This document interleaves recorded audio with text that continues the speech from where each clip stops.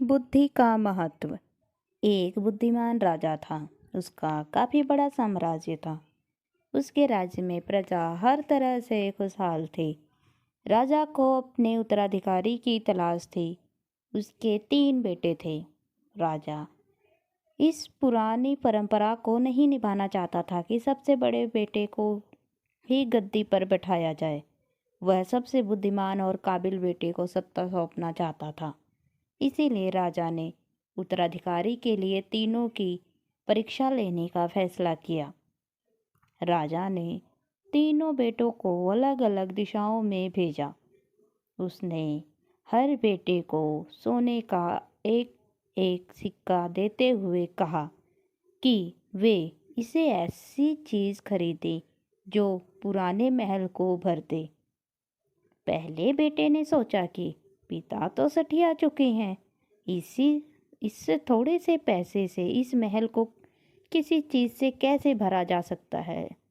इसीलिए वह एक मैखाने में गया, शराब पी और सारा पैसा खर्च कर डाला। राजा के दूसरे बेटे ने इससे भी आगे सोचा। वह एक इस नतीजे पर पहुंचा कि शहर में सबसे सस्ता तो कचरा ही है। इसीलिए उसने महल को कचरे से भर दिया। तीसरे बेटे ने 2 दिन तक इस पर चिंतन मनन किया कि महल को सिर्फ एक सिक्के से कैसे भरा जा सकता है। वह वाकई कुछ ऐसा करना चाहता था जिससे पिता की उम्मीद पूरी होती हो। उसने मोमबत्तियां और लोबान की बत्तियां खरीदी और फिर पूरे महल को रोशनी और सुगंध से भर दिया। इस तीसरे बेटे की बुद्धिमानी से खुश होकर राजा ने उसे अपना उत्तराधिकारी बनाया।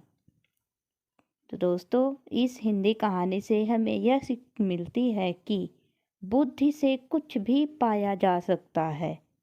दुनिया की कोई भी दौलत बुद्धि से पाई जा सकती है। Thanks for watching this my video and subscribe to my channel.